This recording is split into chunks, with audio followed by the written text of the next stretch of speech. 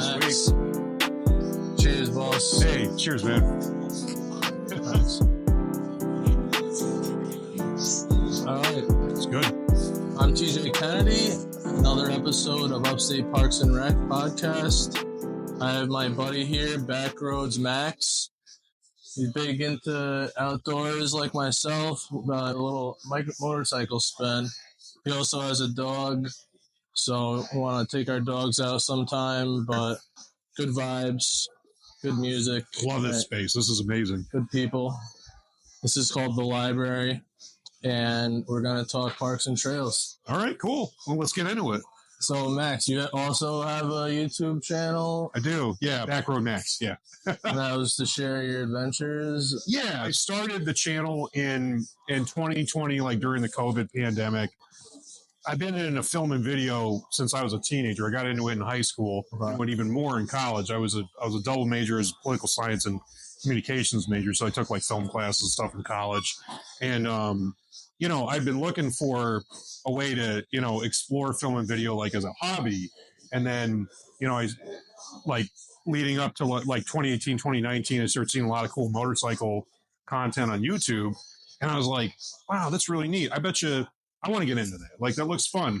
So, during the pandemic, when we were all locked down, I had a lot of free time on my hands. I was riding my bike all the time. I'm like, you know what? I'm really going to commit to this and like start making videos and start making a channel. There's a lot of great motorcycle content out there, but it didn't seem like they need a whole lot of sophisticated stuff in order to start doing it. Like, yeah, it's like that's what I learned. You know what I mean? Like, you just got to have like some interesting ideas. So I'm like, I got a GoPro camera. I got a mount. Nice. I got a bike, I'm just gonna, so some of your content is actually GoPro on the bike, and then other content is on the trails and home. It started first as just the motorcycle stuff, and then like when winter came, so I'm really into hiking and camping and stuff like that, and like I'm like, well, what am I gonna do? I'm not gonna keep putting I can't ride my motorcycle in winter time, so. Then I started doing hiking content. I got really, really into hiking, like at about the same time I started the YouTube channel, like in the beginning stages of the pandemic. Seems like everybody. Yeah, right? Because it's like, what else can you do? Like, everything's locked down. Yeah. And everybody's on the trails and stuff. I figured I was going to be out there no matter what. So I was like, if I'm going to be out here every day with my dog, my kid, might as well just make something out of it. Yeah, exactly. Share it with other people. Yeah. I wanted to try and encourage other people to get out, and me too. I'm about the same stuff. Like, what I want people to get out of the channel is just like a sense of like peace and joy when they're watching the stuff. Like, even if you're not into motorcycling, even if you're not into hiking, and it'd be cool if like that content inspires you to get in those things. That'd be awesome. But even if you're not, the biggest compliment I think I ever got on any of my videos is like somebody who's into none of that stuff. A friend of mine was like, your stuff is the most chill stuff I've ever watched. Yeah, one of my favorite videos you made, probably the most useful or helpful for other people, I thought was I saw your pack. What's in my pack? What's in my pack? Yeah. That was awesome. And maybe there's a better way to do it. I'm like, if it ain't broke, don't fix it, Has your like camera system saved you from any like sketchy situations? I ran into some folks hunting one time when I was on a hike recently, and I had I was testing out my chest rig, and I'm pretty sure they're poaching. But I only for a second. I was basically walking up the trail, and I saw a guy with a rifle pop out, and I was like, state land, you can. Yeah. So this was actually at a town park in Glenville, and they do allow hunting there, but you need a permit. Whatever. I know people can hunt there, and that's fine. I just don't want to be in the woods when they're doing that. Yeah, especially the dog. Yeah, and I had my dog with me, so I saw there's a pickup truck there, but nobody was signed in the trail register for that day. The guy pops out like 100 feet up the trail for me with a rifle, and wearing deer camo and everything, and I was like, what's going on here? Like, why aren't you signed into the book? Yeah, always sign into the registry at the beginning of the trail. Yeah. For yours and everyone else's safety, right? Yeah, absolutely. Yeah, if I go on those kinds of hikes, or usually out in the woods, I have like an orange vest for my dog. Oh, good, yeah. I do have an orange vest for myself. I guess I should probably use both. Baseball cap, but I guess. Yeah. Do you wear any of that kind of stuff? Yeah, I wear an orange cap, like when it's hunting season, if I go into the woods and I know I'm in a spot where hunting is permitted, which is, you know, pretty much all state land. Yeah, I'll wear an orange hat. I don't go off trail. I'm actively like looking for signs that hunters are around, you know, listening for like gunshots and stuff like that. Yeah. You know, sometimes if you hear it, you can go the other way. I do have a dog that could probably look like a deer. Yeah. Right. So big brown dog. Oh yeah. What kind of dog do you have anyway? Irish setter. Okay, cool. Big Irish setter. Yeah. I got a chocolate lab. Yeah. You got to get out no matter what the weather with those guys. Oh yeah. You got to make the best of it. Oh god, my dog loves. I don't know about your dog, but my dog loves the cold. It's almost like the cold and the snow. They like more sometimes. Yeah. You're right. Well, my dog absolutely has more fun in the cold than she does in the heat. You know what I mean? Like, does your dog do this thing where like you're in the snow, you're hiking around the snow, and she starts like break dancing in the snow? You know what I mean? Like putting her ear to the ground, just going like. My dog will roll around a lot. Yeah, and he'll just lay out there. I'm like, I'm going in, like, just give him a bone to chew on or something. He'll just stay out there for who knows how long. Yeah. Yeah, some people are all worried cold and the dog. Maybe if it's like a short hair, like a smaller short hair dog. But the bigger dogs, like, they just want to be out there. Breeds. Absolutely. Like I did a short video on my channel about hiking with your dog, and that's like kind of one of the points I covered. Like, first off, you got to know like what your dog limits are, right? True. And it's like, fine. Like once you know that, you take appropriate precautions. You know, like what temperatures. Like what the limits are, like what temperatures you can take them out in, like at what point they're going to. If it's really hot, you don't want to be out there. Really cold, especially camping or if you're doing long. Have you ever done any long, like overnight, like high peaks, over like staying in any of the lean-tos or anything? Yeah, staying in lean-tos, not in the high peaks. So me and my buddy Tim, for 3 years now, have done a backpacking trip in November. Yeah. And for 2 years, the first 2 years, we went to this lean-to on Faro Lake in the Adirondacks. You know where that is? Yeah. Yeah. And that was awesome. And it's like a 4.5+ mile hike up to the lean-to. It's I think they call it like the Black Rock lean-to or something. It's on like this little peninsula that juts out in Faro Lake. And it's gorgeous. Awesome. It's so cool. You love peninsula? It. Yeah. And you're all out there by yourself. And like there's this rock where you walk out onto. And there's a short on my channel about it. I think there's a couple of shorts. Clear blue sky, and like the water reflects that. And you're there by yourself, and you just go out there and hang out for like 3 days, 2 nights. Wow. And the dog? No, I didn't bring the dog. Yeah. The dog can be a little much sometimes. Yeah, I get. My wife is 100% not on board with that, and I'm not on board with it either. You kind of need a break from your dog too, right? Well, no, I wouldn't say that exactly. Not me, but like I'm concerned about. I would be concerned about her like running into an animal or something. Or I see. I'm just paranoid. Yeah, it could happen, like bears and stuff. I think my dog camping and hiking and. Seems like he's like kind of like always in go mode. Even if he's not in go mode, he's like kind of high alert. Yeah. And so it's almost like, you know, trying to manage his expectations almost like takes away from the relaxation part of it. Yeah, sure. So you take your dog like camping and stuff?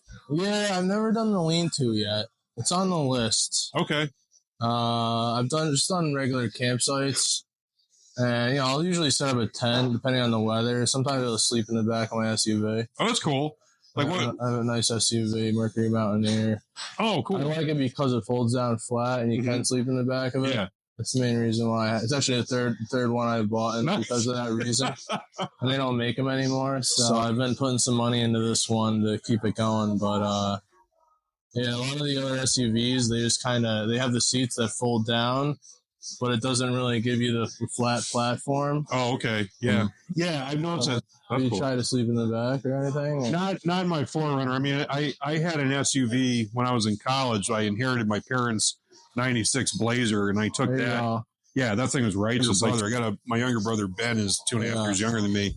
You guys used to do it? Yeah, we used to like off-road and stuff. Because I had a 96 Blazer.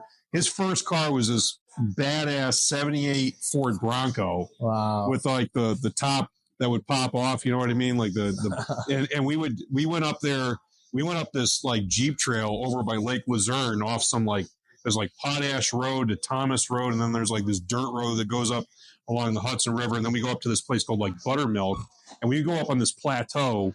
Me, him, and our buddy Sean, who had a Jeep Wrangler, and like party like in this. And we would just drive our off-road vehicles, you know, or as much off-road as like a stock Blazer is. But anyway, so like to your point, we would do the same thing. I'd sleep in the car, put the seats down, like start a fire, like cook hot dogs and stuff, just like hang out, you know. Of course. That's what it's all about. Yeah. A little hot dog on the fire. That's what my kid loves.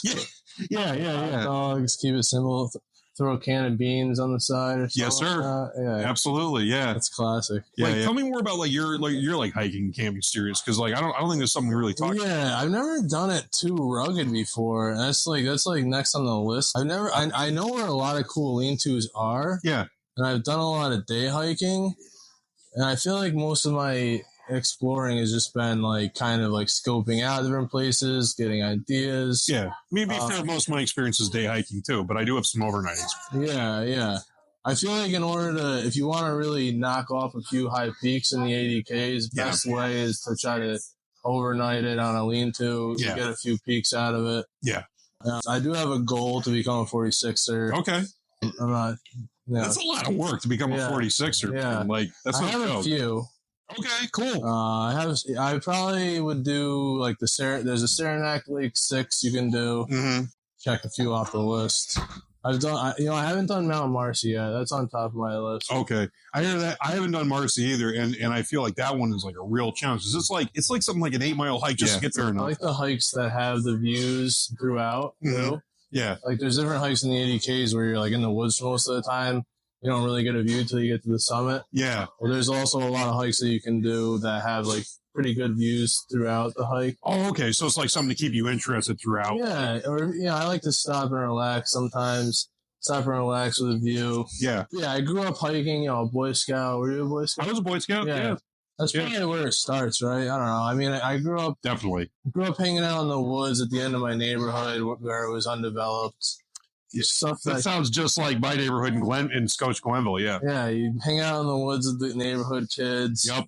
Not a lot of kids get that anymore. Most of the neighborhoods are all overdeveloped. Yeah, that's sad. And then you got the technology counteracting it. Yeah. And then maybe parents that don't let kids hang out in the woods by themselves anymore. Yeah, it's a shame because Yeah, that was like the best. We had the best. You build like forts and stuff in the woods and stuff like that. Of course. Yeah, me too. We would do like a weekend on like Lake Clear in the 80Ks, which is nice. Oh, that's like way up by Placid, right? Like halfway between Placid and Sacandaga Lake. Yeah, there's a cool little like lodge up there. It's like Hohenmeyer. And I went up there with my parents and my wife a few years ago, like between Christmas and New Year's, and we did like a sleigh ride out of there. Yeah, sometimes you have to sleigh in because you can't even get in, right? Yeah, true story. I'm a big believer in unplugging for a little bit, even if it's for a day, a couple of days, or night. Yeah. It's big, especially now with all the technology and stuff.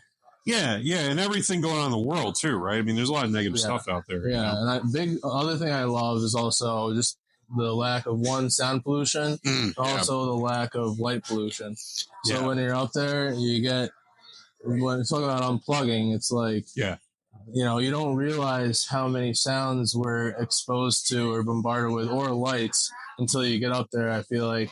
What is like your most like serene experience like that in the woods? Probably spending time at Lake Clear. Probably always in the Adirondacks. We spent a lot of time on Lake Sacandaga growing up. Yeah, me too. So you're on the lake. We would hang out there a lot, mainly on the weekdays because it was pretty packed and pretty busy on the weekends. Yeah. So I'd go up there on the weekdays, just get the peacefulness. And I have noticed that maybe in the wintertime, when the snowfall, it seems like it's extra quiet.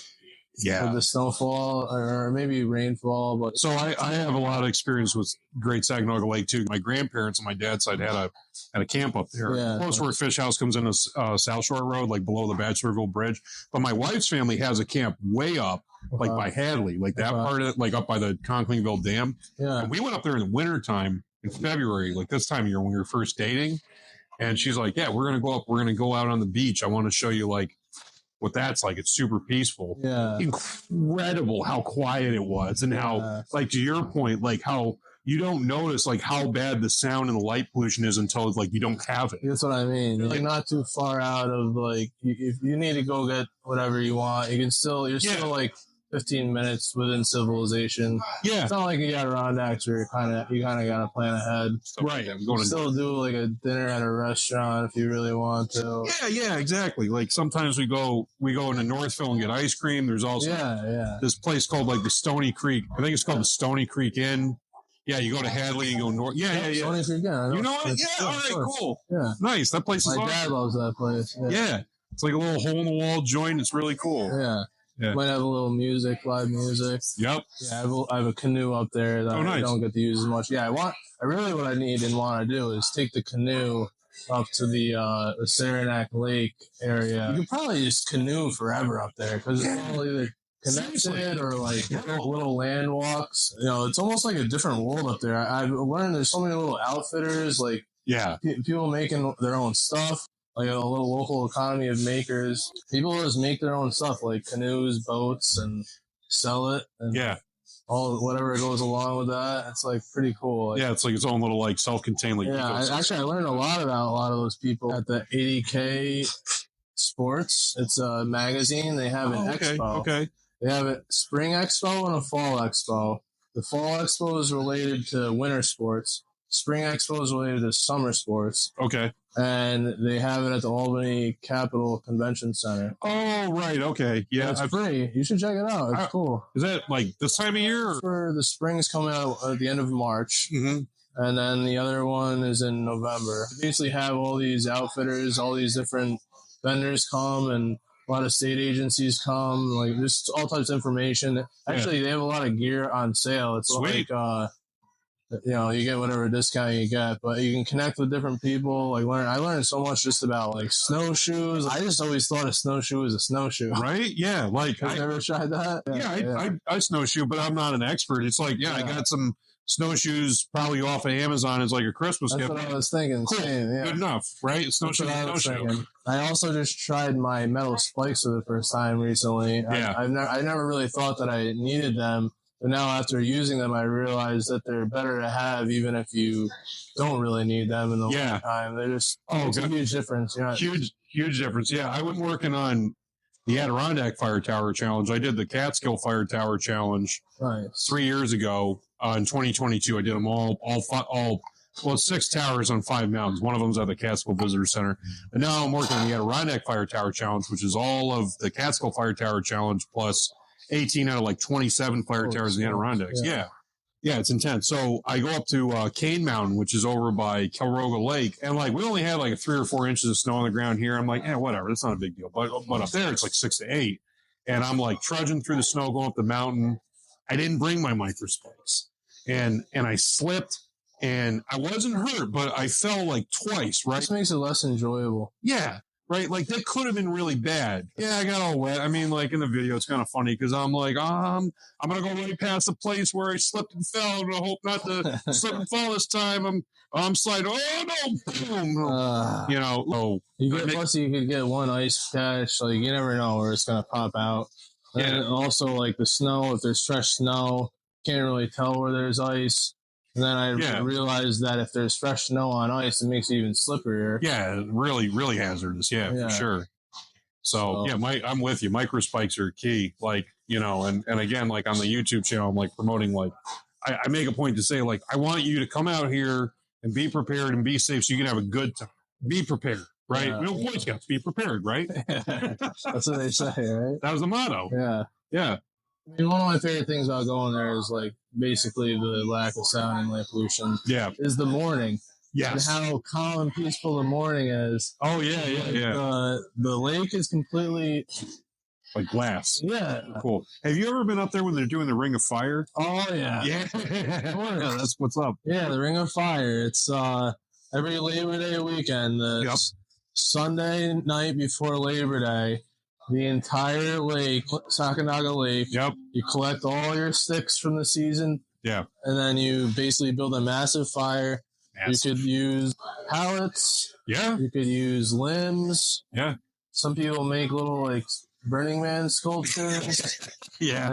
And it's really cool because you can see all the reflections of all the fire. Yeah, it's especially if you're like on the lake is even cooler. Yeah. Similar to just being on the lake for 4th of July. That's cool, yeah. And it's like similar where you can see the reflection around the lake, but you're seeing all these fireworks going off around you, and just the reflection on the lake is like really cool. That is really cool. Yeah, we do that. We participate in the Ring of Fire at my wife's camp.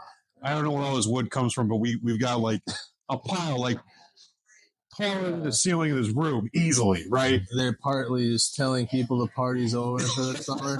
Yeah. It's like they're like get out of here. Signaling, party's over. We're back to work. It's almost like, it's basically Labor Day. Yeah. It's almost like they turn the drain on. Yeah. And it drops like, oh, it's insane. Like, so like, you don't even want to be out. It's like almost dangerous to. Oh yeah, like in the lower part of the lake, like by Mayfield and all that. Yeah, absolutely. Yeah. I mean, there's like up by where your family is. I think it's deeper on that channel. Right. Yeah, there the average depth is like 40 feet, so it's not that big of a deal. There weren't like towns in that part, like there aren't like those kind of submerged obstacles in that part of the lake. There's a part of the lake that becomes unsubmerged in the wintertime. You can see like where the houses were and stuff, where the streets were. It's like right by Northampton State Campground, like right on that point. It's pretty cool. Nice. I definitely go up there every once in a while in the winter. The place where my family camp is, they don't do any like snow maintenance, so you have to kind of rough it in. Yeah. It's fun. They have a beach.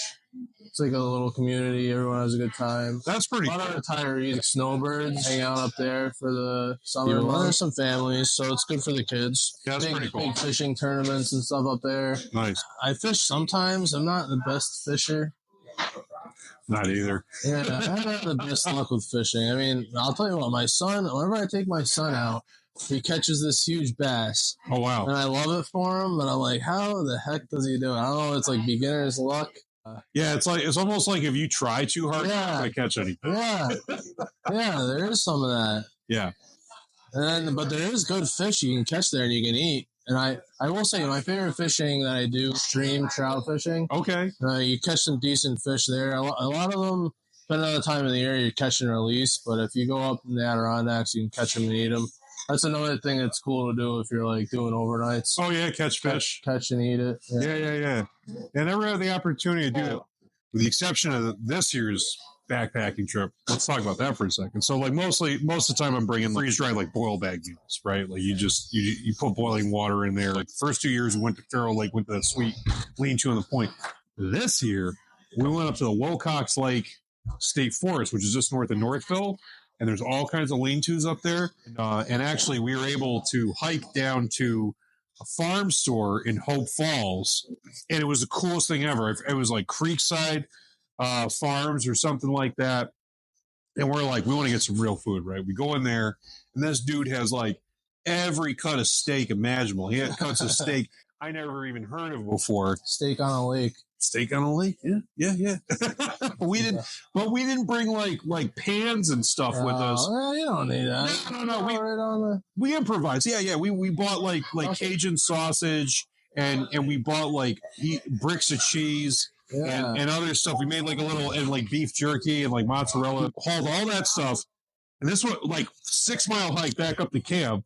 Right, and by that time it all unthawed, right, because it'd been sitting in our patio for a couple hours. And we started a fire, and we made ourselves a little wilderness charcuterie board out of like the cheese and stuff. There you go. Cooked the sausages over the fire, and dude, it was just like the most satisfying thing ever. The video you had in your pack, how did you arrive at that? It's like over time, trial and error. Yeah, a little of both. So like I got some inspiration from like different YouTube videos on like bushcrafting and stuff, and then just experimented by getting the materials together and like going out in the woods and seeing like what I was using. It was like, you can't go out there with like the whole kitchen sink in your backpack. Like that's not going to work. It's not. The 10 C's, what are some of the 10 C's? So some of the 10 C's, so this is like a survival. Let's see. Combustion, cotton material, compass, handling device, so like a flashlight or a headlamp. And then combustion material is like your fire starting stuff, container, right, for collecting water, and purifying water as well. So in my day pack, I have a single walled water bottle, right? It's single walled, so you could just you can use that to boil water, purify water by like just putting it right in the fire. Oh yeah, it's like coffee. Yeah, coffee. Coffee is absolutely one of those C's. Yeah, so I got a little bag of like coffee grounds and yeah, good to plan ahead. Even gotta if have you're going for a hike. Yeah, you want to have basically in case you get stuck or stranded. That's the idea. Yeah, it's enough to survive for probably about like 48 hours. Yeah. You know, and I got some food too, like a couple of bags of like ramen meals, you know, and some like snacks like beef jerky, some protein bars, the stuff that's going to keep for a while. Like you said, like you're saying, TJ, just plan ahead because like you don't know what's going to happen out there. You get lost, you get hurt. First aid? Yeah, first aid. Absolutely. Yeah, first aid. I have first aid for myself, and I have a special dog-specific first aid kit. Cutting tool. That's another one. So you want like a knife or like I have like a multi-tool. Cordage. That's another one. So you want cordage. Yes. A little rope. A little bit of rope. Yeah. Paracord usually. Paracord. Yeah. So I have like paracord that I use to suspend like my tarps. That's another C cover, like something. Some people might wrap theirs around their knife handle. Yeah, I've seen that. I have this like survivor watch that has it wrapped around. I have that too. Yeah, yeah. It's got like a watch. It's got like a compass built into it, and you can like. It's got like a whistle in it too. Yeah. You should have a whistle. It's a good thing to have. I'm a big fan of like redundancy. Like I have a headlamp, a backup flashlight. My fire kit is I believe it's pretty robust. It's got like a couple of lighters, a little tinner box with like dryer lint in it. I got waterproof matches, and I got a little votive candle. So this is super cool because it's a flame extender. So like instead of having to like light off a bunch of matches to get your tinder lit, you light that votive candle and you just place it under your tinder, like throw your dryer lint in there. Little candle. Like about that thick, that big around, exactly, teacup candle. You use that as a flame extender. So like that's, and I've also seen videos where like you can dry yourself out. Like you hover over that candle. I was going to say, I've seen the survival thing. Yeah, yeah. You can use a little tiny candle and you basically just have a cover. Yes. It's enough to like basically survive. That's it. One of those little candles. Yeah. But you can basically maintain at least 40 degrees. One thing about, Boy Scouts, be prepared. Right, yeah. Have fun, be prepared. Wrap it up. Well, thanks for tuning in. Another episode of Upstate Parks and Rec, a podcast dedicated to outdoor recreation, environmental conservation in upstate New York.